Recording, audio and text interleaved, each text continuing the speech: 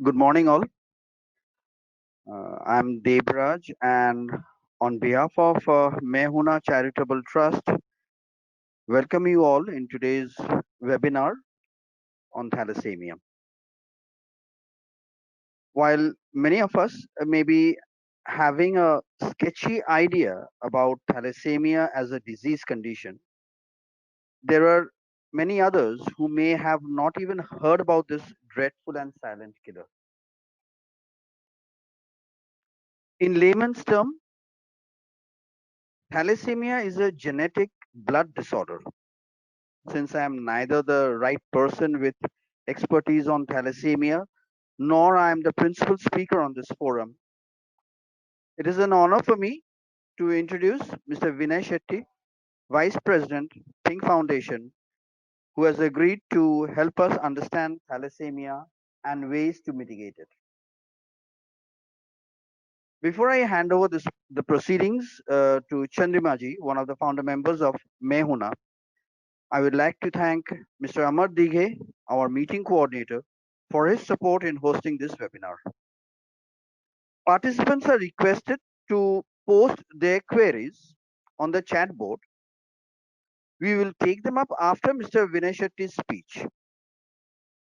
Thank you all for registering and attending this webinar. Over to Chandrimaji. Thank you.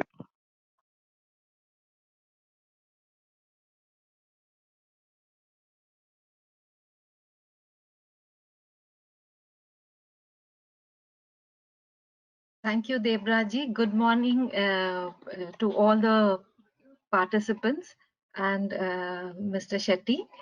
It's an honor to be present at the same forum as Mr. Shetty, who has literally dedicated himself to promoting awareness about thalassemia.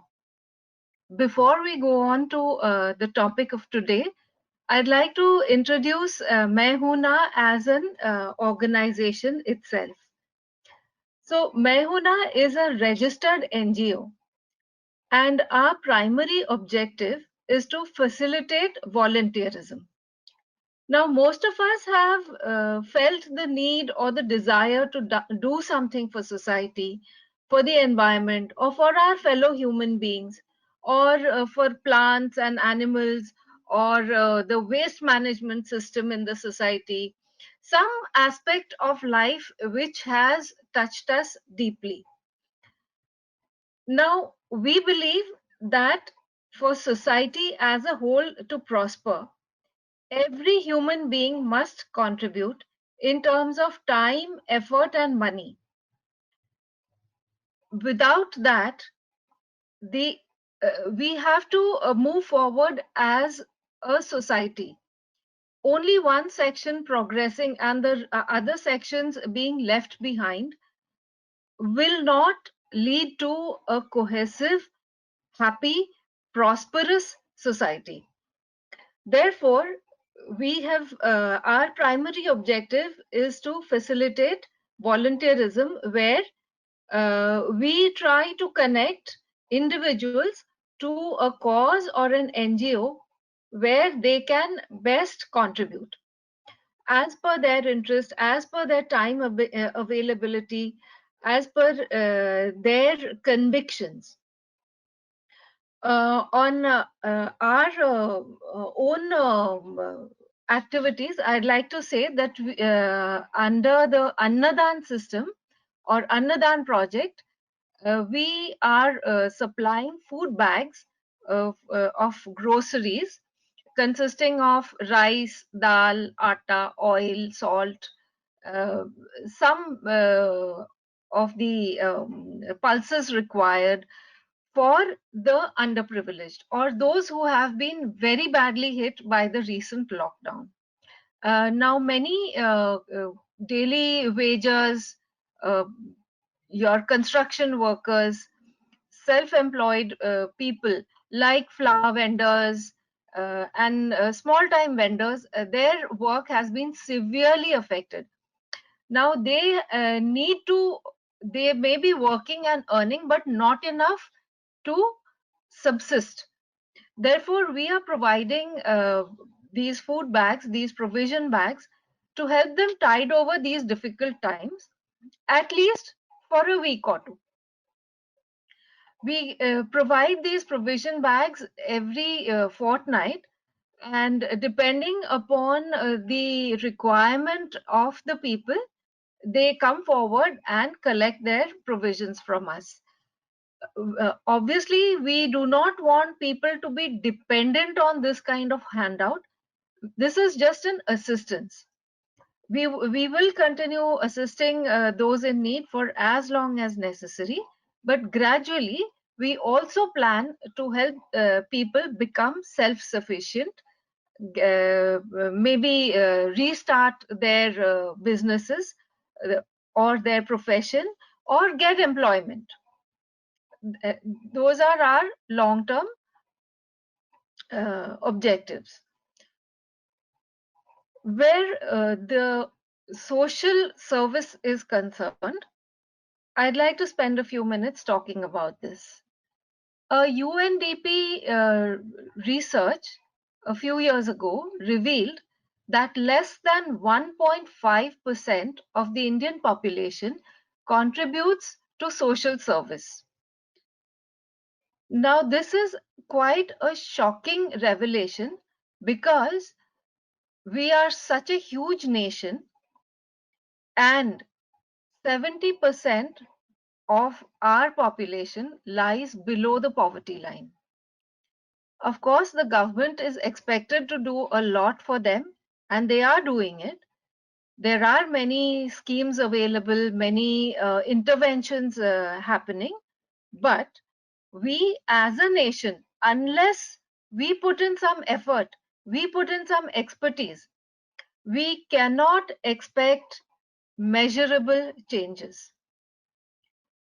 Our society is so diverse and so vast that continuous efforts need to be made. Also, there are certain things which only an individual can give because of their expertise. As an example, I'd like to talk about the free medicines intervention that we are running. There is a medical doctor who offers free consultancy to the needy people in our area, in a certain area. And from Mehuna, we have given her certain medical vouchers, which she hands out to the needy people who can present it at a local appointed chemist to redeem against medicines. Now, the importance of this over here is that without the time given by the doctor towards this kind of an effort, free medicines, just to say free medicines would not have been enough. The medical consultancy could be given only by the person who is qualified to do so. So I am trying to underline the necessity and importance of voluntary service. In this day and age where technology has advanced so much, even through the electronic media, there are classes being held, being taken for the underprivileged children. These are possible only through the personal time effort devoted by volunteers. Therefore, the voluntary service cannot be emphasized enough. Why we are discussing it here today is that without a sense of service, no matter how much effort and money is put into it, there is nobody to ensure that it reaches the needy.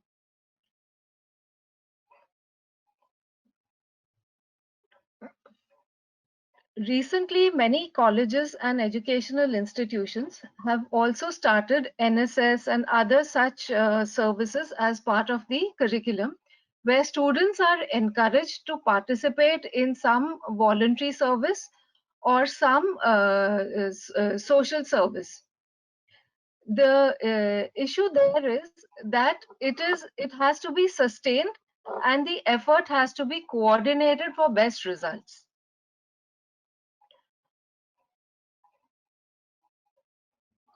One of the many of you might have heard of a Vietnamese monk, Mr. Han, who has written some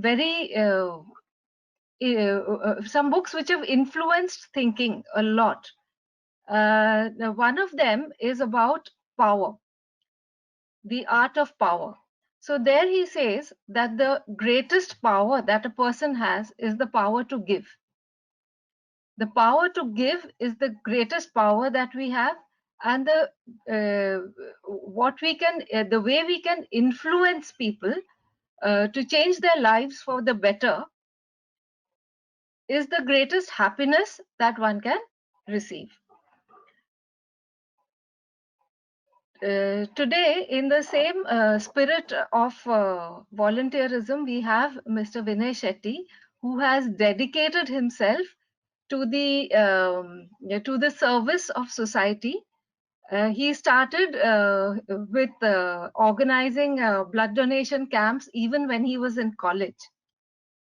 And thereafter, he was so enmeshed in this work that he has held innumerable blood donation camps and talks on thalassemia, whereby creating awareness amongst people in an effort to, if not eradicate, at least reduce the incidence of this deadly disease. He is the vice president of Think Foundation and a member of the State Blood Transfusion Council. At Think Foundation, sorry, the primary objective of Think Foundation is to make safe blood available to all those in need. This is done by ensuring 100% voluntary blood donation, ensuring rational use of blood through better planning, and reducing the need for blood. Also, networking between blood banks. The Think Foundation has also made significant contributions in the field of education, medical aid, and enhancement of living standards through sports and socio-cultural activities. Their endeavors extend throughout India. Today, we'd like to welcome Mr. Vinay Shetty, who is going to tell us about thalassemia major and thalassemia minor, its prevention, and the repercussions of dealing with it. Welcome, Mr. Shetty.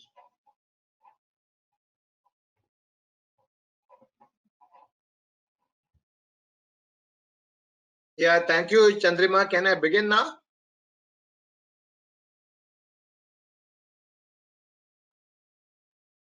Yes, sir. Hello. Please. Surely, Yeah, sir. okay. Please. Thank you. Yeah, thank you, Chandrima, for the introduction. A very good morning to all of you.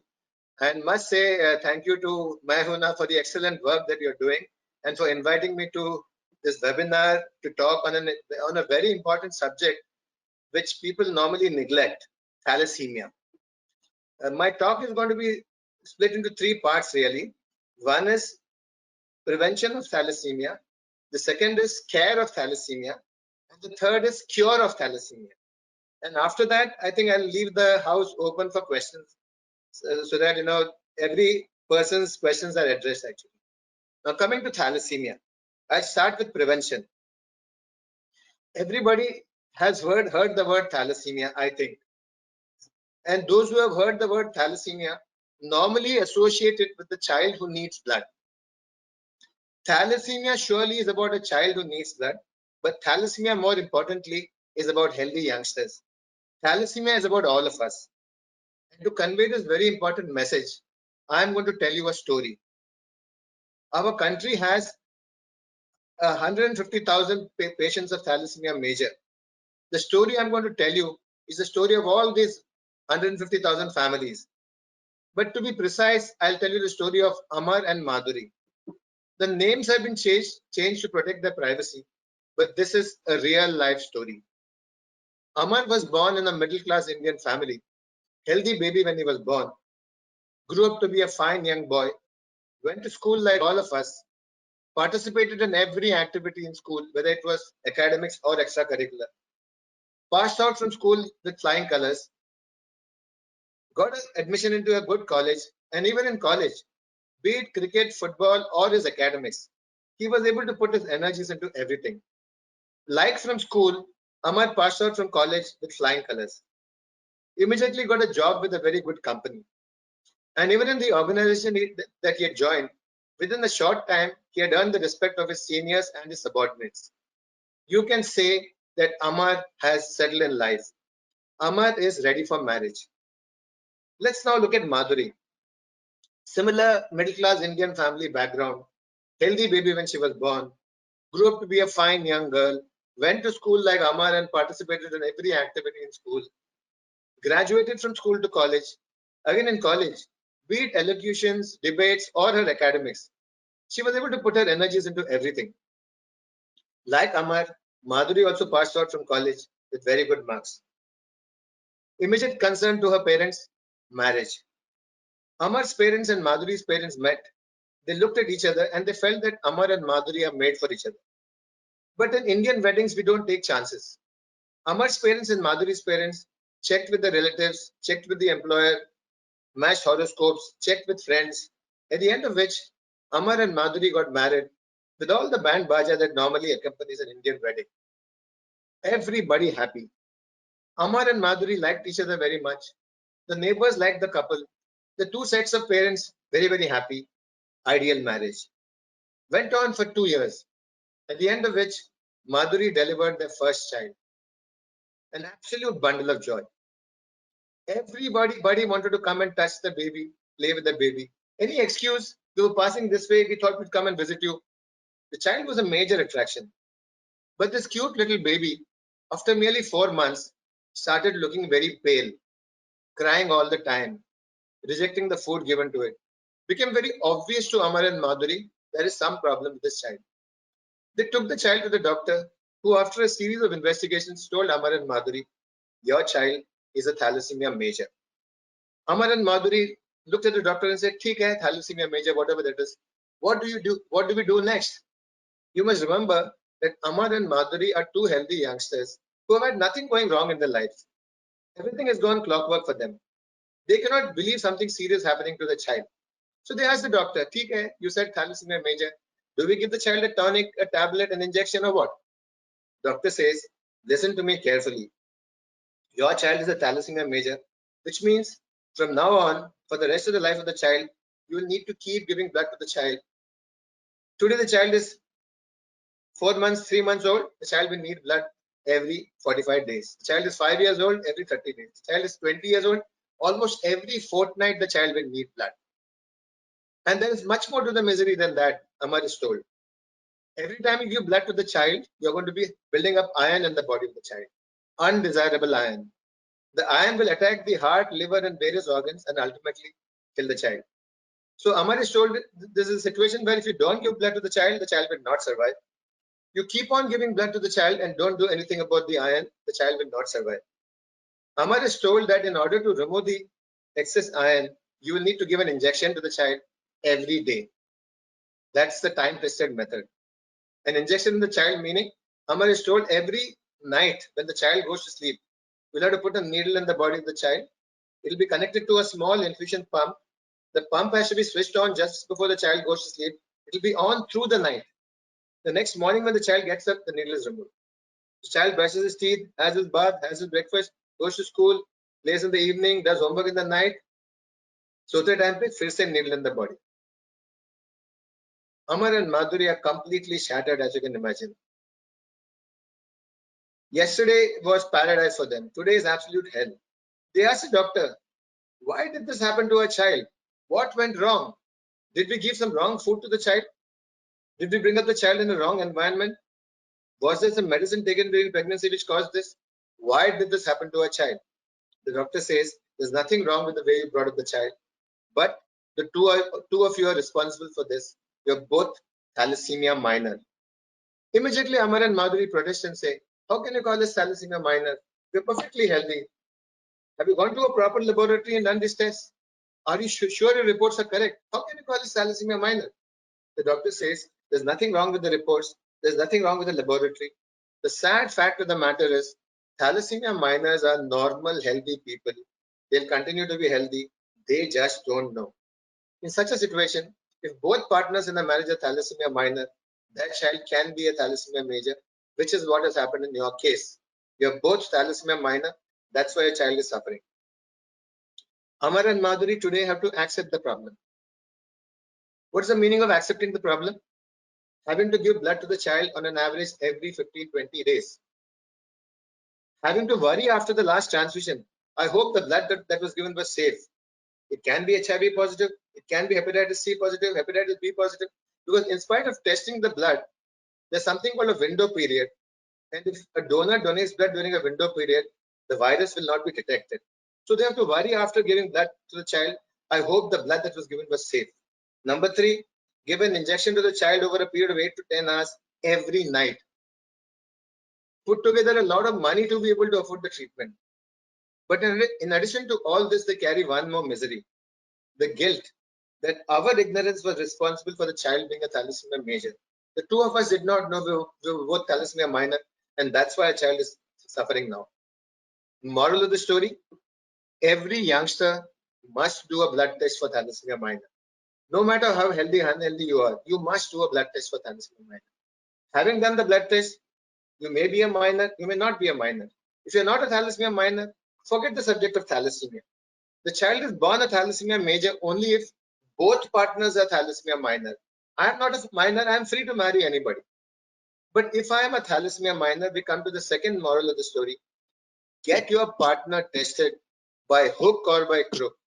In our arranged marriage situation, it's very, very uncomfortable to go and tell your prospective in-laws, get your son tested, get your daughter tested.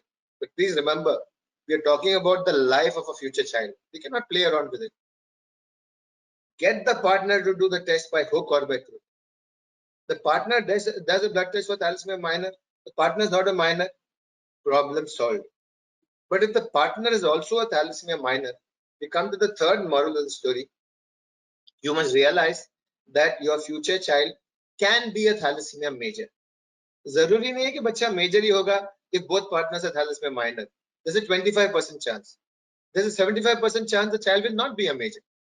Today it is possible to do what is called the prenatal test very early in the pregnancy, in the 9th week, 10th week, 11th week stage. And we can figure out, is this fetus the dangerous 25% or the safe 75%? If it is the safe 75%, doctors will tell you continue with the pregnancy. If it is the dangerous 25% thalassemia major, doctors may advise you there is an option of you terminating the pregnancy. Therefore, this entire subject of prevention of thalassemia boils down to these three models. Number 1, am I a thalassemia minor? Number 2, if I am a thalassemia minor, is my partner in life also a thalassemia minor? And number 3, if me and my partner are both thalassemia minor and we desire a biological child of our own, we can always adopt a child. But if we desire a biological child of our own, we must do a prenatal diagnosis and only then go ahead with the pregnancy. If you know this much, you know everything there is to need to know about thalassemia really. And why am I coming and telling you all this? It's not just 1 or 2 persons who are thalassemia minor in our country.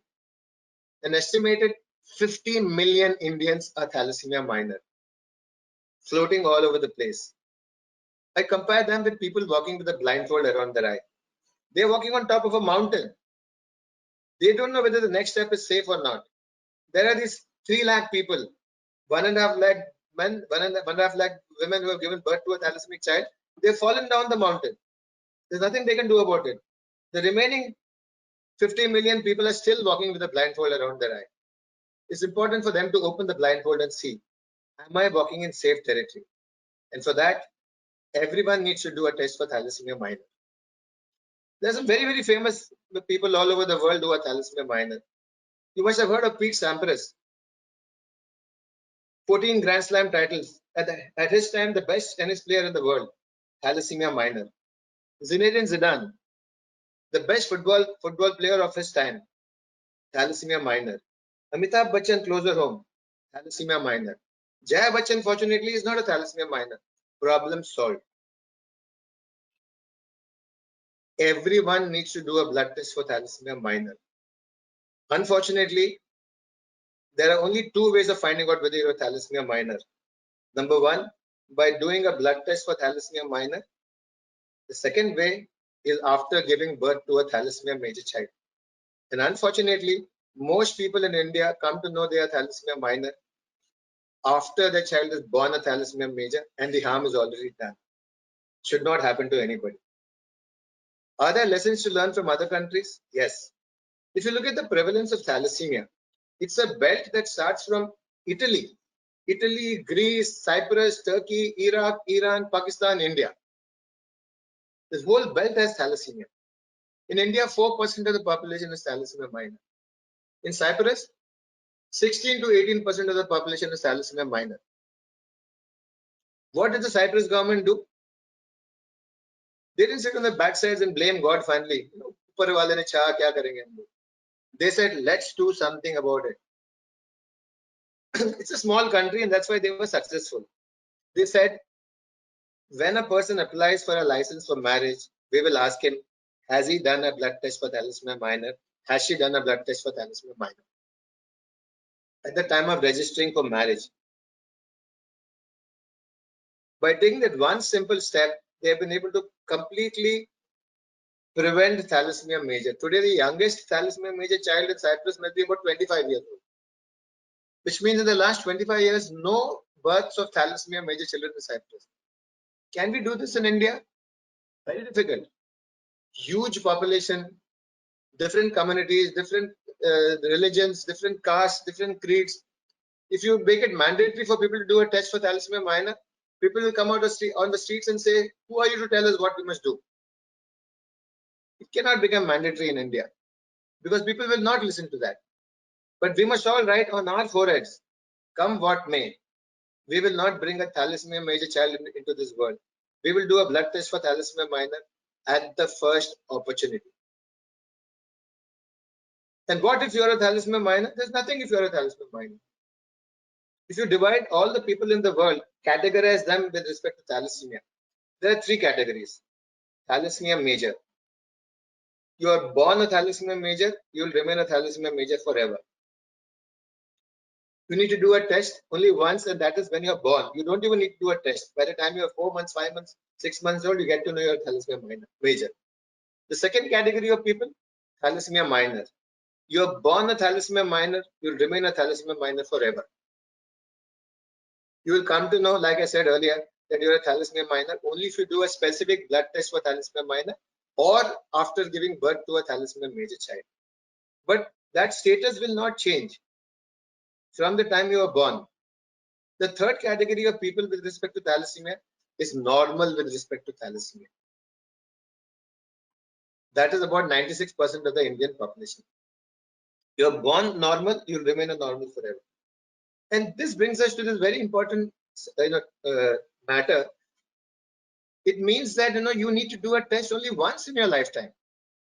Now we all are advised, once you cross the age of 30 or 35 or so, you're all told to do various tests and find out, if you're diabetic, if you've got this, if you've got that.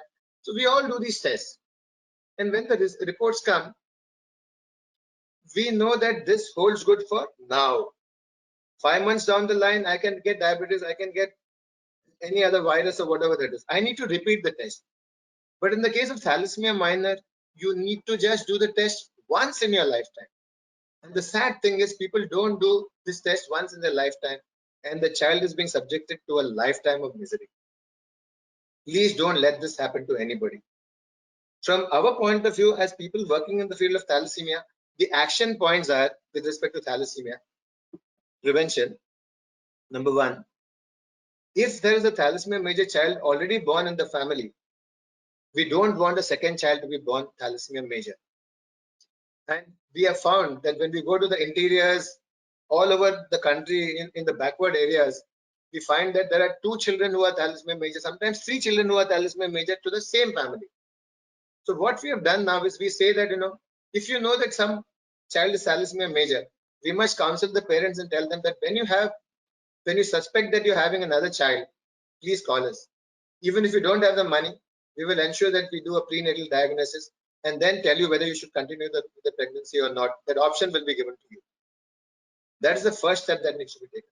The second step that needs to be taken from our point of view, not from your point of view, let me tell you, is that let us go to the extended family of a thalassemia major child.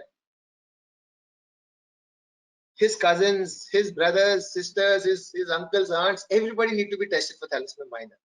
And when we do the test over there, we'll find a lot of thalassemia minors over there. That's the second step that we need to take. The third step is there are some high-risk communities where thalassemia is much more prevalent within India also.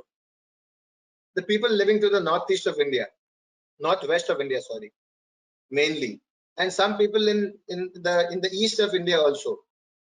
All these people, wherever there are large numbers of people from these communities, we need to go into a thalassemia minor screening and awareness and screening camp in those areas and ensure that everybody is tested for thalassemia minor. I would say that everyone needs to do a test for thalassemia minor, irrespective of which part of the country he belongs to. Even if there's only 1 out of 200 people who are thalassemia minor in Karnataka, I could be that one.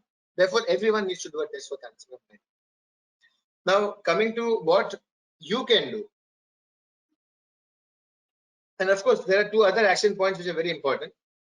We want all maternity hospitals, all gynacs, when a woman comes in and says that I'm expecting a baby, among the various tests that they do, they should do a test to rule out thalassemia minor.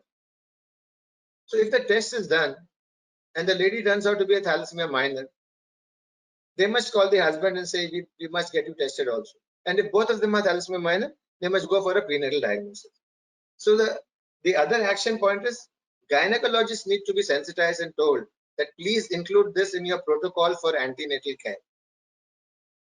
And lastly, the laboratories which are doing these normal tests, when we do a population screening, ideally the test for thalassemia minor should be done on an HPLC machine. But sometimes when we are doing population screening, this test is prohibitive in terms of cost. And therefore we do an intermediate test, which is a CBC, a complete blood count test. And the CBC is not conclusive, but it is indicative. If we find the MCV and the MCH low, then we say, let's do this, put the sample onto the HPLC machine and check it once again. So our request to all laboratories has been that you in any case do CBCs. Everybody has done a CBC at some time or the other. If the laboratory were to carry a small report at the bottom, a pre-printed report at the bottom of the report, and say MCV lower than so and so, MCH lower than so and so, would be advised to do a test for thalassemia minor. There are a lot of people who don't know what thalassemia minor is will also do this test, because the tendency for us is when we do a blood test, each one of us done a blood test at some stage or the other. When we do a blood test and when we get the report, even if we don't understand what those indices are, we make it a point to notice our reading, and they always give a reference range, a normal range on the right hand side. We always try to see whether our reading falls within the reference range. If it doesn't fall within the reference range, we get very nervous and we start asking people and doctors and go on Google and try to find out why is this falling outside the range. Now, when there is something written at the bottom of the report, I will surely do that test, even if I don't know what thalassemia minor is. So coming back to what are the action points, of course, number 1 is children, the families of already existing thalassemia children should not produce one more thalassemic child. Number 2 is the siblings and cousins and relatives of thalassemia major child should all be tested. Number 3 is high risk communities should be tested. Number 4 is population screening should be done. Number 5 is gynecologists should have an antenatal care protocol which includes a test for thalassemia minor. And number 6 is laboratory should be told to be sensitive to the subject and actually flag off all those people who need to do a further test. From your point of view, please spread the word to every youngster that you know and tell him or her, please do a test for thalassemia minor once in your lifetime. Now this covers my prevention part really. Now coming to care. Again, I will tell you a real life case. Akash was born thalassemia major, detected when he was 4 months old. His parents took him to the doctor. Doctor said he's a thalassemia major. His process of transfusion started from that time onwards. Today he is some 15 years old. He receives transfusions every 15 days. Then the doctor told him that, every time they told his parents that every time he's given blood transfusions, there's going to be a buildup of iron in his body. As he has more and more transfusions, there'll be more and more iron in his body. So please ensure that either he takes his injection, which is the ideal thing to do, over a period of 8 to 9 hours every day, or some oral tablets, which he has to take lifelong. So he has to do this all his life, take the oral tablets or the injection. Then because he is receiving blood all the time, he can get HIV, he can get hepatitis B, he can get hepatitis C. So he has to do a test for HIV, hepatitis B, hepatitis C every year. And if he is positive for any of these, then he has to take appropriate action. At one point when we tested the children in Mumbai, we found that 12% of the children were positive for hepatitis C. 2 to 3% of the children were positive for HIV. So they have to worry. Akash has to worry, am I carrying this virus, which comes in the way of the blood transfusion? Then also because he's receiving transfusions all his life, almost every organ of his body is compromised. So he has to go every 3 months and do certain tests for liver function test, renal function test and all that. Every year he has to go and do a DEXA and an MRI, bone density and MRI. Therefore, this investigations have to be done lifelong. So which means when we talk about management, which is care of thalassemia, it includes blood transfusions to be given systematically. It means iron to be removed systematically. It means doing investigations, some every 3 months, some every 6 months, some every year throughout your life. Akash actually receives transfusions in one of the thalassemia daycare centers. The center has about 100 children living with thalassemia major. So Akash is friendly with many of the people who are there in the center, and they plan the transfusions together. In fact, they play cricket together, they watch movies together, and they plan the transfusions together. Every 2 or 3 years, there's some bad news. Akash's parents try to hide the fact from him, but sooner or later he comes to know that that his friend has passed away. Akash has to live with this feeling that his time will also come. But it need not be the case. You need not have a problem if you have thalassemia major. In fact, we should be saying not suffering from thalassemia major, but living with thalassemia major. That's very easily possible. But unfortunately, it means that you have to have the financial resources to be able to afford the iron tablets and injections, the investigations and all those things. And most people are not able to afford that. And that's why the lifespan of a thalassemia major child in India is in the region of 20 years or so. But there are many people who cross 40 years of age, 45 years of age, 50 years of age also. So therefore, we all need to work hard to see that the children get the right management of thalassemia. And for that, I would say the important points are, the action points from that point of view are, there should be enough blood in all the blood banks. Of course, we've been told to call blood banks as blood centers. So I'll repeat that. There should be enough blood in all the blood centers. And for that, we must try and organize blood donation camps as much as possible. Number 2 is, the children are not able to afford the iron medicines and the investigation. Then you must think about adopting one child. The cost of adopting one child may come to approximately 40,000 rupees per annum. If you do this, then children can lead a near normal life. If you set up a thalassemia daycare center, when we set up thalassemia daycare centers, we take charge of the children. We say that, we don't want to leave it in your hands. We will ensure that you get this blood transfusions. We will ensure that you get the iron medicines. We will ensure that we get the investigation.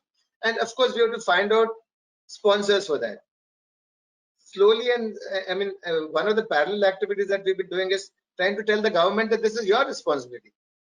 And to a large extent now the government is actually, thinking about setting aside money for iron chelation. That's the removal of iron. I mean, it's called as iron chelation, for the investigations and all that. So our burden has become much lesser today. So if you do all of this, then a thalassemia major child can lead a near normal life. In fact, we have a lot of children who have got married. Some of them have children also. Some of the girls who are thalassemia major have children. So we must give every thalassemia major a proper life so that he can contribute to society really. And that can be done if all of us put our heads together, the government and well-meaning individuals and organizations, and of course NGOs working for the cause of thalassemia. If we all put our heads together, children can lead a near normal life. So this is as far as care of thalassemia is concerned. Now coming to the cure of thalassemia. The only cure of thalassemia which right now exists is a bone marrow transplant, or rather I should call it as a stem cell transplant. For the stem cell transplant to happen, the patient has to be able to find a matching donor. And when we say it has to be a stem cell matching donor, very obviously it has to be a DNA match. And when we are looking for a DNA match, the best chances of finding a DNA match are from a sibling. Now, what we are doing is, now we are doing this, what we call as HLA typing. When we try to do a DNA match, the exercise is called as HLA typing, human leukocyte antigen typing. These are not got to do with the red blood cells, but they've got to do with the white blood cells. So human leukocyte antigen typing we do, and we try to find out, is there any sibling who's there whose HLA matches with the patient? If it matches with the patient, then we take up the child for a stem cell transplant. Stem cell transplant is used to be a very expensive, what do you call, operation to perform. But now there are more and more places where they are doing this stem cell transplant at affordable rates also. Not affordable for the middle class person, but fortunately for us, whenever a child is found to be eligible for a bone marrow transplant, we are able to raise the resources, 12 lakhs, 13 lakhs or so. We are able to raise the resources through various foundations. So therefore, it is important for us to try and see that an HLA typing HLA typing activity is done in all the daycare centers across the country, so that we identify all those children who can get cured from thalassemia through a bone marrow transplant. There are some children who do not have a matching sibling, so they can actually go for a registry. So in India we don't have very robust registries. We have started building those registries, but if you look at the US, and this bone marrow transplant doesn't apply, stem cell transplant doesn't apply only to thalassemia. It applies to even leukemia and aplastic anemia and many other blood disorders. So what happens in the US or other Western countries is, if I am not able to find a matching donor among my siblings, I actually give my HLA typing report to a registry. Large number of people, 10 million people have registered. They've given their saliva sample and they've registered their themselves on the registry, and their reports are all typed and kept over there in the registry. So when I find that I don't have a match for myself, I go and give my HLA report to the registry. The registry runs it through the computer and says, in so and so place there's one person whose stem cell matches yours, and that man is God for me, because he can come and give me my life really. So we need to do that in India also. We need to build a large registry of stem cell donors, so that those who are not able to find matching donors can look into the registry and see, am I able to find a matching donor? So therefore, I think I'll conclude now, because it's been going on for a long time. It must be a monologue for most of you. It is a monologue really, but I think I need to leave this now to questions and answers. But I'll summarize what I said. Number one, I said, is prevention. Every youngster must do a test for thalassemia minor, and if the person is a thalassemia minor, he must get his partner also tested. And if both partners are thalassemia minor, they must go for a prenatal diagnosis before having a child. Now, action points, like I said, was that you must do awareness and screening camps for thalassemia minor at various levels, at the patient level, at his siblings and relatives level, at the school level, at the college level, at the corporate level, particularly in the industries which hire young employees like the information technology industries. If you go and do a test for thalassemia minor there, we did a test in Capgemini, and we found almost 4% of the employees were thalassemia minor here. So we need to do the test over there also. So one is testing all youngsters. Number two is having a protocol for having a test for thalassemia minor included in the protocol for antenatal care. And number three is sensitizing all laboratories to flag off all those people who are suspect thalassemia minor. Coming to the care of thalassemia major, children living with thalassemia major have a very difficult life. Not because the disease itself or the disorder itself is threatening, it is threatening, but it is manageable. And it's manageable for all those people who have the financial resources. So we need to provide them with the financial resources. And of course, the most important thing when it comes to the management of thalassemia is blood. You will be doing a big service by ensuring that you organize a large number of blood donation camps. In the times of COVID-19, that has been a very huge challenge. So coming to the cure of thalassemia, as I said, if they are able to find a matching donor, fine. But if they are not able to find a matching donor, it is important for us to build a registry of stem cell donors. Anybody can join the registry. You can join the registry. I can join the registry. And in fact, today, the way of joining the registry is very simple, really. There are some foundations which will say that we'll create the awareness about the importance of joining the registry online. And once you are convinced that you want to join the registry, they'll send you the buccal swabs, in which they collect your saliva sample. They'll actually courier it to you. And they will explain to you how to take the buccal swab also, which means you don't have to step outside your house at all. You don't meet anybody. You take the buccal swab, put it back in the same envelope, and it's a reply plate envelope which can be sent back to the registry itself. So this maybe can be taken up as another activity by Mayhuna of trying to sensitize people and tell them that it's high time that India built a solid, robust stem cell registry of Indian stem cell donors. So this is what I wanted to share with all of you. Thank you very much for the patient hearing. I think if there are any questions, I can try and answer those questions. That will become much more easy for everyone really. So thank you very much. Thank you, sir. Now we can welcome questions. You can either give it to us or write it in the chat box. That might be more convenient. If there are any questions.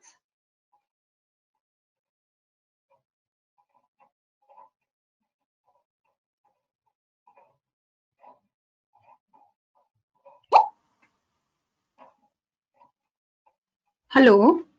Yeah. Hello, am I audible? Yes, please. Dr. Meenakshi. Anji. Mr. Vinay, I could hear everything. It was very nice session, very well conducted. But I had some doubts regarding what you said regarding the chelating agents. Chelating agents are basically given so that the iron is removed from the body. And we want, because a lot of doctors also in my practice, what I see, when MCV and other indicators, CBC is on the lower side, people for granted take it as it is directly either iron deficiency or B12 deficiency. So, so in what happens, there's a lot of confusion. They start giving them iron supplements, which is completely contraindicated in thalassemia, major for sure, minor, of course, we have to check. So how do we come up, so how do we counter that point? No, in fact, you said we can write down. Yeah. So what happens is, once we come to know, you're very right. I said that it's indicative, not conclusive, the CBC report. We look at the MCV and the MCH. But I can tell you in my practice, lot of doctors, when they see iron deficiency and they indirectly start taking, and there are some people, patients on their own also, they start taking iron supplements on their own without knowing whether it's going to benefit or it's going to harm them. Dr. Meenakshi, I faced this problem right at the beginning when we were doing blood donation camps, we used to actually do a thalassemia minor test for all those people who have donated blood also. Okay. So those who are donating blood, we said from the blood that is donated, we'll take a small sample of the blood and test it for thalassemia minor. And at that time, the doctors from the blood bank would tell me, why are you doing a test for thalassemia minor for a person who's got a hemoglobin which is more than 12.5 grams? Because they always assume that thalassemia minor will be there only in the case of people who got low hemoglobin. So, but then we were able to establish that even if you got hemoglobin which is more than 12.5, you can still be a thalassemia minor. Now, coming to what you are saying, most doctors who write a CBC, who see a CBC report and finally find the hemoglobin low, normally think it is iron deficiency and start prescribing iron tablets, iron tonics, or whatever that. Okay. At the end of 1 month, 2 months, or whatever, when they realize that the iron levels have not gone up, then they think there's something else which is happening. So the point I'm making is that if the MCV and the MCH are low, then you must try and rule out iron deficiency, or whether it is thalassemia minor or any other hemoglobin deficiency. Really. Okay. So that can be a flagging point, really, saying that please do a further test, and a lot of them will turn out to be iron deficiency. What we say is that we have a Mentzer's index. We say that if MCV by RBC count is less than 13, then there are higher chances of you being thalassemia minor rather than iron deficient. So people should not give iron, iron supplements and stuff like that just because the hemoglobin is low. They must do a further test and rule out thalassemia minor, and then say yes, it is iron deficiency. So what you're saying is absolutely right. Hello. Yes, sir. Sir, we have one question from Dheeraj. He has posted that is it a part of the protocol for a gynecologist to check for thalassemia minor when they are conducting, those regular pregnancy blood tests or whatever? Is it a part of their protocol normally? See, actually, it is not there as a part of the protocol for antenatal care, but there are some gynecologists who are much more conscious about all these things. So it completely depends on the individual, and therefore, we are very upset. We even tried to talk to FOGSI, which is the Federation of Obstetricians and Gynecological Societies of India, which represents all the obstetricians and gynecologists, and tried to tell them, why don't you include this in the protocol for antenatal care? It is not there, and therefore you find that in some cases, even the very, very affluent and people who are going to very high-end gynecologists, sometimes they have children who are born thalassemia major. The fact that the child is born with thalassemia major means that the gynecologist has not advised them to have a test for thalassemia minor. So to answer your question, it is not there in the protocol for antenatal care, as a mandatory thing. But there are some people who do it much more religiously, and some people who do not do it. And there are all these questions that, these misconceptions that doctors have, saying that hemoglobin he's not from the northwest of India, he's not a Sindhi, not a Punjabi, not a Gujarati, etc. So there are less chances. So they take all those risks, actually, and they take the risk because sometimes what happens is the patients come back and say, why are you asking us to do all these tests unnecessarily? Because finally, only 4% of the persons will turn out to be thalassemia minor, right? The remaining 96 people will say, "Arey, you made us do one more test unnecessarily." So therefore, what is happening is in the protocol for antenatal care, it's not mandatory. We are recommending that, and those who are those who feel very sensitive about this, they tell the lady to do the test. Even laboratories, there are many laboratories which are very sensitive. And when they see that, these indices are indicative of maybe we should do one more test, then they write over there, we would advise you to do a test to rule out thalassemia minor. So all of this depends on the individuals. It's not made mandatory as yet, really. It cannot be made mandatory also, because then if you make it mandatory, then people will say, why should I pay for a test? Because you told me to do the test. It's quite likely people will say that. Anyway, so to answer your question, it is not mandatory. You cannot be sure that every gynecologist will do a test to rule out thalassemia minor. And therefore, we need to be conscious ourselves and say that I want to do this test for thalassemia minor. Okay. Right. So another small extension of that from your talk, that I mean, for a newborn baby, I mean, by what time, in how many matter of months or days, the parents would get to know that the child is probably heading towards a thalassemia syndrome or thalassemia major or minor? Any Yeah, time frame? minor is not a problem at all. You know, as I said, you will not come to know you're a thalassemia minor at all. Okay, you will come to know only if you do a test for thalassemia minor, and which most people don't do. And there's no need for us to do a test for thalassemia minor. Only thing is, like Dr. Meenakshi said, sometimes when the hemoglobin is low, you know, they will take the child and they will find out, you know, whether what is the reason why the hemoglobin is low. Okay, and then they find out it's thalassemia minor. Okay, so that's a different matter. But talking about thalassemia major, again, there are two parts to this thalassemia major. There's intermedia and there's thalassemia major. If you are a thalassemia major, by the time you are 4 months, 5 months, 6 months old, definitely before you're a year old, you come to know that you're a thalassemia minor. Sorry, the thalassemia major, sorry. Okay. So what happens is the child starts looking very pale, the child does not move much, and all those signs are there that there's something wrong with the child. So you surely come to know by the time the child is less than a year old. So most of the kids come to know when they're 6 months, most of the parents come to know when the child is around 6 months of age, really, that this child is a thalassemia major. And from that time, the transfusions start.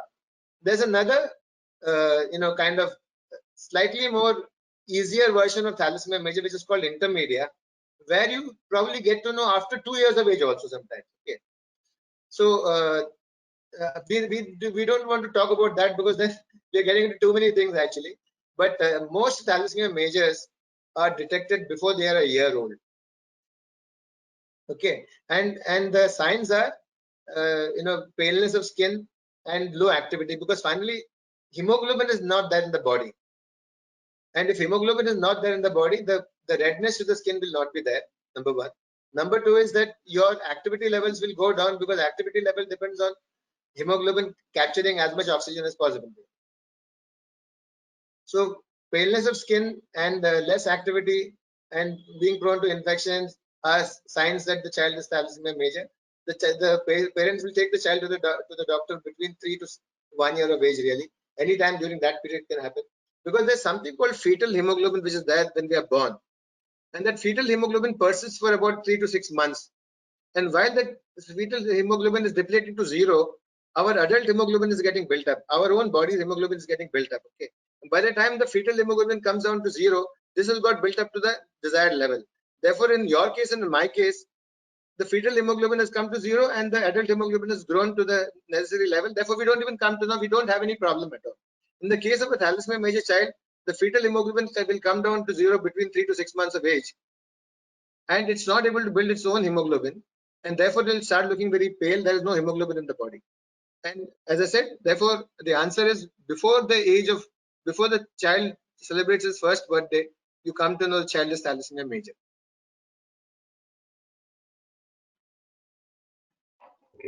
Great. Okay. Anybody? Yeah. Sir, Any further questions? you had mentioned that this is a genetic disorder. Is there Yeah. any way of preventing it other than by is there any way of preventing it via nutrition or any other way? There's no other way of preventing it. There's no way of preventing it through nutrition. It is a genetic blood disorder. Okay. See, let me also explain. I think I should have. I thought I was getting into too much of a monologue. Therefore, I stopped there. But let's understand what is the meaning of thalassemia major being a genetic blood disorder. I'm going to say it very simplistically. Okay. Now, when we say blood disorder, there are 4 components in the blood, right? Everybody knows that. There is RBCs, there is WBCs, there is platelets, there is plasma. Plasma, everybody is familiar, more so now.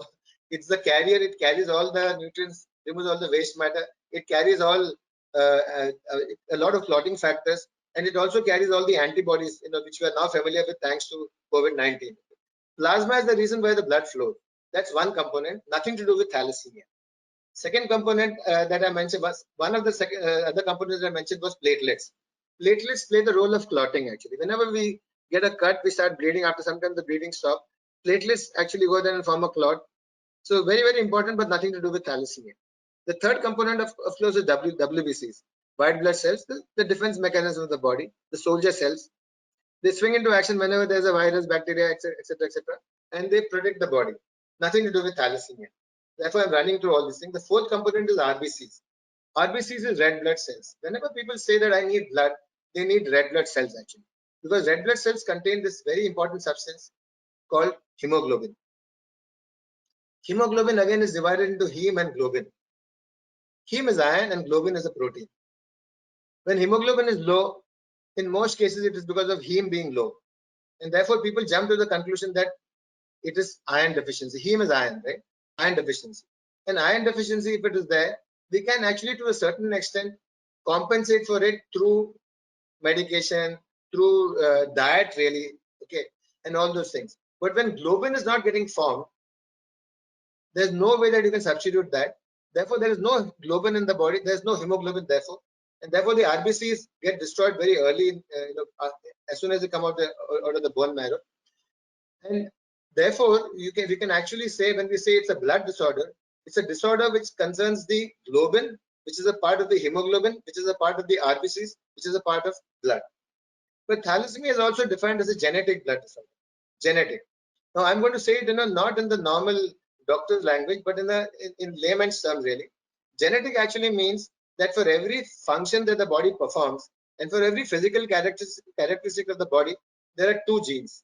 One given by the mother, the other given by the father. There's a pair of genes for my eyes, ears, nose, etc., etc. For the way hemoglobin is produced, also there's a pair of genes. One given by the mother, the other given by the father. If both these genes for globin are normal, meaning my father has given me a normal gene and my mother has also given me a normal gene for globin, I am considered to be normal with respect to thalassemia, 96% of the Indian population. If one of the genes is affected and the other is normal, meaning that one person is given, the mother is given, let's say, an affected gene for globin, and the father is given a normal gene for globin, I have one good gene and one affected gene. I am a thalassemia minor. I sail through life. I don't even realize that I'm a thalassemia minor. Now, when one thalassemia minor marries another thalassemia minor, I have got one good gene and one affected gene, and she has got one good gene and one affected gene. When we have a child, there's going to be gene coming from here and from here for all things, for every physical characteristic and function. For globin, what will happen? There are possibilities. There are four possibilities. One possibility is I pass on the good gene, she passes on the good gene. I am a thalassemia minor, my wife is a thalassemia minor, my child is normal. That's one possibility. I pass on the good gene, she passes on the bad gene. Good, bad, no problem. The child will be a thalassemia minor. The third possibility is bad gene from my side and good gene from her side. Good, bad. Again, there's one good gene, the child is safe. The fourth possibility is bad, bad, too bad. The child will have both affected genes. The child will not be able to produce hemoglobin, and the child will be dependent on somebody else's blood for life. Now, coming to your saying that therefore, unless this gene is effective in your body, you're not going to get affected at all. No matter what you eat, where you live, what are the atmospheric conditions where you're living, whether you have sex with somebody who's affected or not, nothing is going to make a difference to you if you're not a thalassemia minor. So the gene remains intact. Now, the option that people have, considering all these things, since you started off by saying that if both are thalassemia minor, I think I should have dwelt on that also. Today, what's happening is when we find that both partners in a marriage are thalassemia minor, and we tell them that there's an option of doing a prenatal diagnosis, they say there's a chance that I have to terminate the pregnancy. Yes, there's a chance that you have to terminate the pregnancy because it's not in our hands on which of the two genes are going into the body of your child. Okay, I mean the fetus. So there's always a risk. 25% chance is there in every pregnancy that you may have to terminate. So they say that we don't want to have this option of terminating the pregnancy. And today, of course, you all are aware that through IVF, babies are born, and you can do what is called a pre-implantation genetic diagnosis actually. Okay.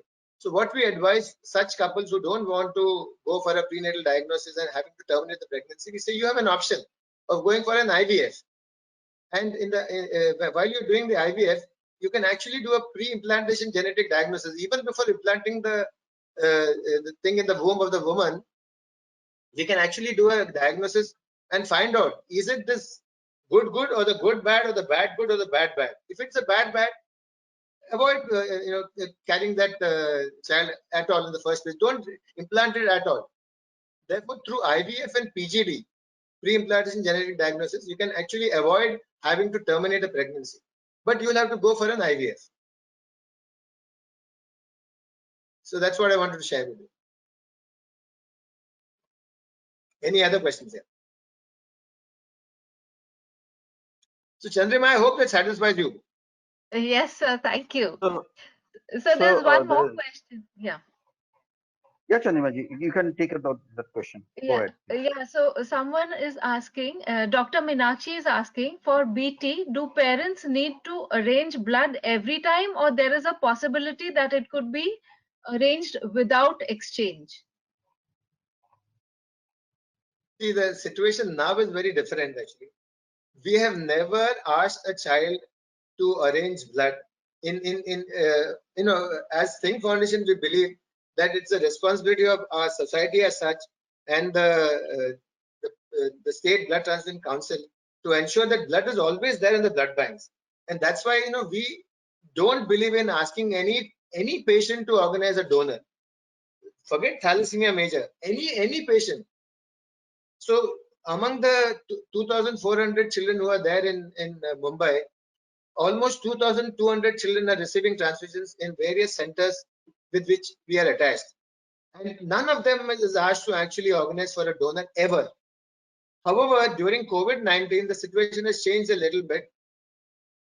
And many times we have to, we meaning the centers always tell them, I always tell them, don't ask the child to organize for donors.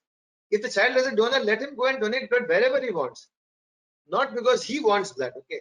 So therefore, we will take the task of ensuring that blood is available to the patient who needs blood. So therefore, we don't expect any patient to go anywhere with a donor and exchange that for the blood that is available in the blood bank. In fact, the National Blood Policy very clearly says the responsibility of organizing blood is that of the service provider, not of the patient. There are some hospitals, some high-end hospitals, which always do this. They say that I'm not talking about thalassemia here, I'm talking about general patients. They always say that you will get blood provided to bring a donor. That is wrong actually. And as I said, in the normal cases, we never allow anybody to put pressure on a child and say that you bring a donor. There are some private doctors to whom, they're very affluent people go to private doctors and get treatment there. Those doctors may tell the patient happily goes and gets a donor. But I feel very upset when a patient is told to organize a donor. It is not his responsibility, it's our responsibility. It's society's responsibility. Why should a patient's relative actually start running around all over the place, look for a donor for his patient, when he should be sitting by the side of the patient and giving him moral support? The blood should be already there in the blood banks. Therefore, our rule is very clear. The search for blood should not begin after the patient is admitted to the hospital. And that's why we have estimated, long back we estimated, that 900 people need to donate blood every day in the city of Mumbai to be able to meet the transfusion requirements of all patients, whether they are cancer patients, accident victims, women during childbirth, surgery cases, whoever it is, or thalassemia patients, whoever. In the case of thalassemia, most thalassemic children don't have to organize a donor. And the other thing that has happened is with respect to thalassemia, sickle cell anemia, and hemophilia is that even blood centers have been told that you must not charge even the processing charges for thalassemia patients. So yes, to answer Dr. Meenakshi's question, we don't expect a thalassemia major child and his parents to organize donors so that his transfusion happens. We don't expect them to do. But like I said, these have been difficult times. The last 6-7 months. See, we have organized about 400 blood donation camps in a year. Every day we have at least one blood donation camp. But now, and where are these camps held? In big corporate offices. You do a camp in Reliance, you do a camp in Infosys, you do a camp in Capgemini, you do a camp in all these various companies which are there. You get 300, 400 donors coming and donating blood. We do camps in colleges, all colleges. Now college camps are shut. corporates are all shut. Now only on Monday, the first corporate is doing a camp with us. It's a very heartening sign actually. So we feel that now slowly other corporates will also come. Then once that happens, no patient, forget thalassemia, no patient will have to actually organize a donor. There are some culprit hospitals. They will insist that you must bring a donor only, then you will get the blood. Not just for thalassemia, for everybody. And we are trying to discipline them and telling them that you must not do this. There's a national blood policy which says that you must not do this. So till the pandemic happened, a thalassemia child was not required to organize any donor. Today, they themselves have understood the importance of having donors brought. Therefore, they are also making an effort to try and get some donors to come and donate in the blood centers. But that is really not desirable as far as I am concerned. I'm slowly hoping that normalcy returns so that we can take the responsibility of organizing blood for them and ensure that no parent is made to run here and there trying to find donors, trying to find blood. So that's been our approach really.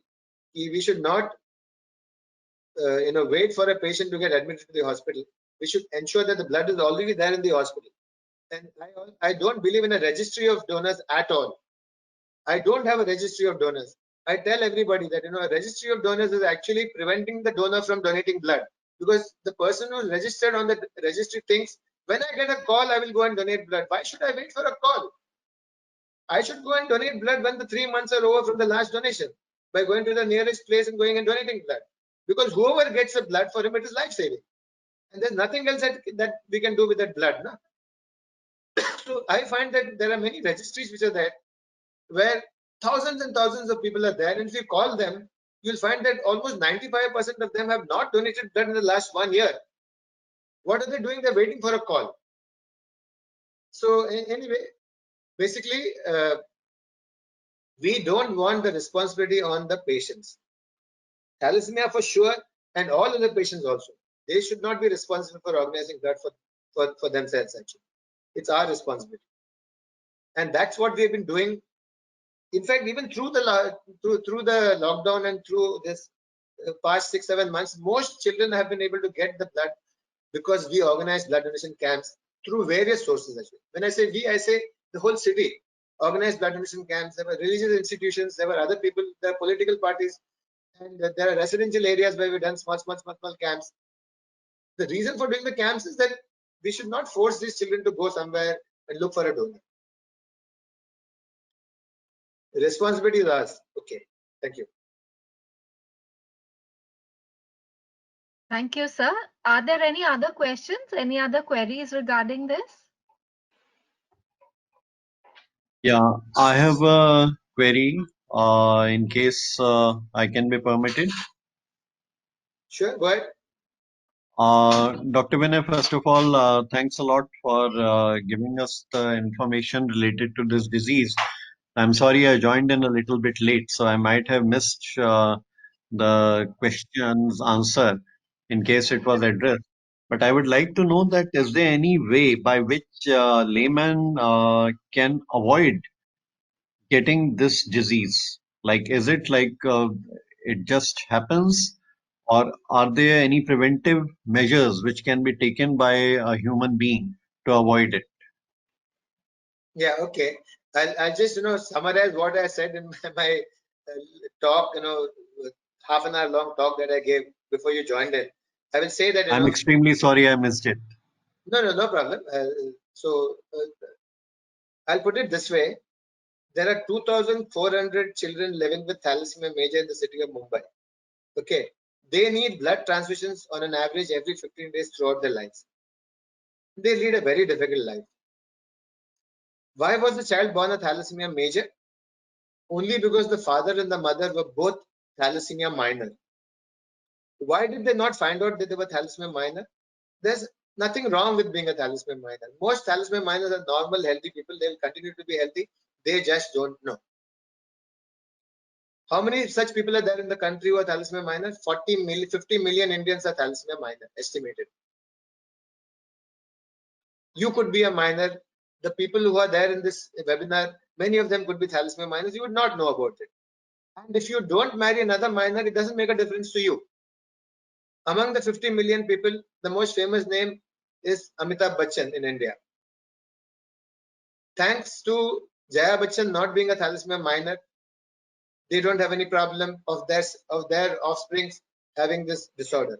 Therefore, the reason why the child is born a thalassemia major is there are two healthy youngsters, the parents, who did not do one blood test for thalassemia minor, either when they before getting married or after getting married before having a child. So the only reason the child is born a thalassemia major is there were two youngsters who did not do a test for thalassemia minor. And therefore, prevention means if you want to prevent this from happening to you, do this one test for thalassemia minor. And if you're not a minor, you don't even need to test your partner, because the child will get the thalassemia major disorder only if both partners in the marriage are thalassemia minor. But at least one of the couple has to do a test for thalassemia minor if you're already married. If you're not married, every youngster must do a test for thalassemia minor. And if he turns out to be a thalassemia minor, at the time of getting married, he must get the partner also tested for thalassemia minor. If both are thalassemia minor, sometimes it happens, you don't know about thalassemia minor, thalassemia major. You get married, and you after that somebody like me comes and says, this is important for everyone to get tested for thalassemia minor. Now, sometimes you knowingly also you say, "Chalo, if I like this girl, I would like to get married to her." And finding a good partner in life is more difficult than anything else. Okay? If you want a good partner, get married to her. But if you know that both of you are thalassemia minor, you must realize there's a 25% chance of your future child being a thalassemia major. You must do a prenatal diagnosis if you want to have a child of your own. You must do a prenatal diagnosis very early in the pregnancy. In the 9th week, 10th week stage itself, we can find out whether the fetus is going to be thalassemia major. And if the fetus is not a thalassemia major, continue with the pregnancy. Therefore, the prevention means getting tested for thalassemia minor, in short. I hope that satisfies you. Certainly, it was very relevant information, and I, for one, was never aware about it. Thanks a lot. Thank you very much. Yeah, you're welcome. Thank you, sir. Any other questions regarding this?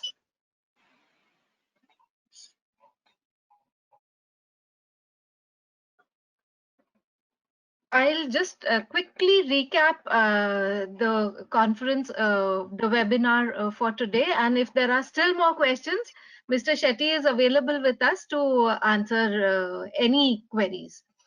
So firstly, thalassemia major or minor is a genetic disorder which is carried in the genes of the parents and is passed on to the children. The only way of preventing it is screening, and if one of the parents is a thalassemia minor carrier, it's not a major big problem. But if both parents in the or the partners in the marriage are thalassemia minor, then they should go in for prenatal testing to ensure that the fetus is not a thalassemia major. Alternatively, go in for an IVF kind of planned pregnancy, where the fetus is selected such that it is not a thalassemia major victim. The other this thing is that by the time a child, if a baby is born and no test has been carried out, and it happens to be a thalassemia major, you will come to know by the time it is 6 months to 2 years old whether it is having a thalassemia major or thalassemia intermediate kind of problem, in which case the only solution is lifelong blood transfusion, which has its own problems associated, like the blood being the HIV positive, or being infected with hepatitis A, B, or C. These are some of the major problems of blood transfusions. Other than that, there is an iron overload happening, which needs to be removed by iron chelation in the little baby. That means continuous injections or medications to remove the excess iron, which is not just painful but also a difficult thing to do for the child, as well as being expensive.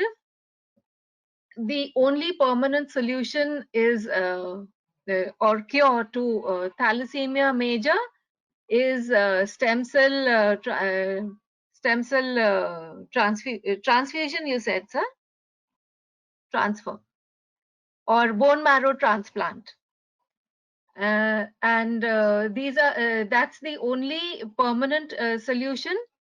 Blood banks are not supposed to ask you to or the parents to arrange for blood. It is supposed to be provided by the blood bank, and that is the prime objective of the Think Foundation also, that blood should be provided without any conditions to a person who requires blood for thalassemia or any other reason. The prime objective of our webinar today was spreading awareness and to involve other people, volunteers also, to help Think Foundation and other such organizations to spread awareness regarding thalassemia, so that this condition itself is prevented. Once it manifests, there is no cure for it. The only thing that one can do is to prevent its occurrence.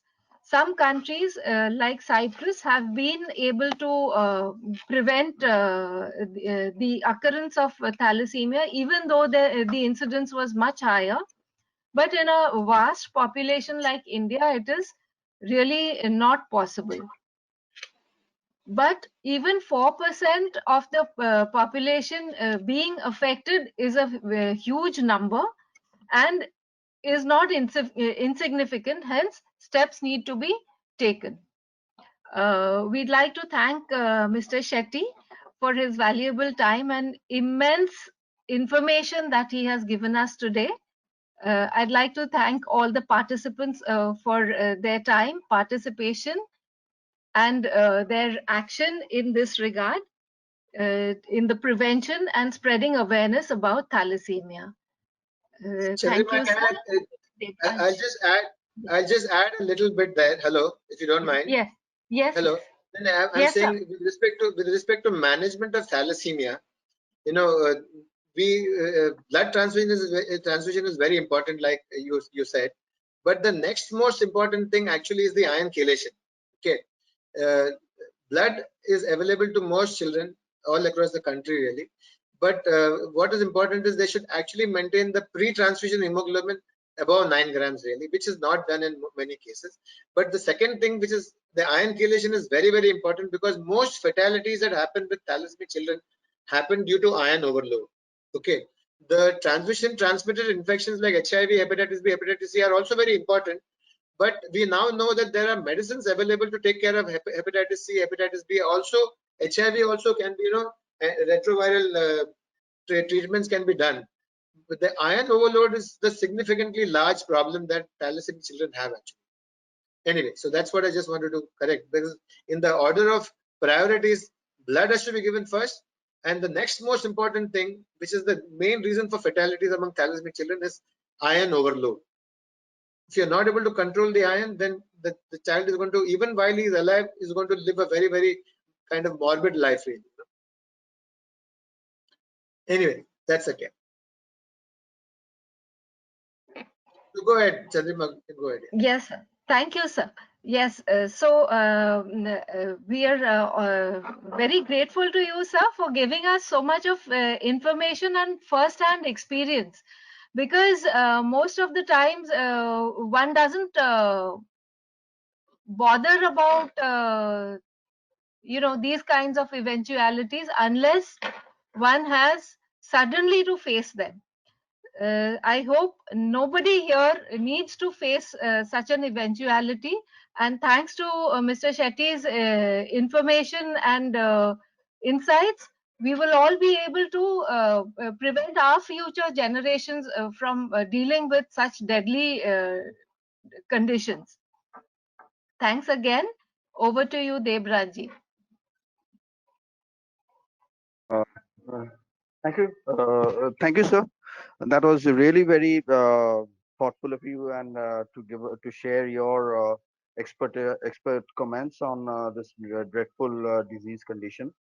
Like to thank all the participants, and as Chandrima ji rightly pointed out, awareness is the main thing, the main weapon to fight this disease condition.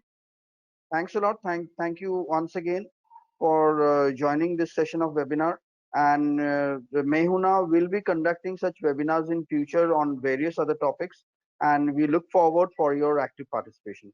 Thank you once again. Thank you all. And Amar, and final word to Mr. Amar Dige for his fantastic support on the coordinator, as a coordinator of the meeting. Thank you all. We come to the conclusion of this meeting. And Chandrima ji, any further thing?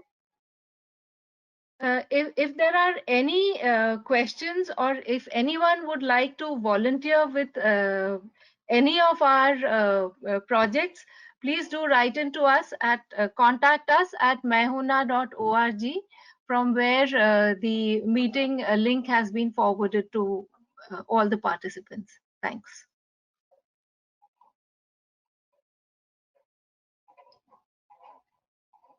Thank you, and we come to the end of this session.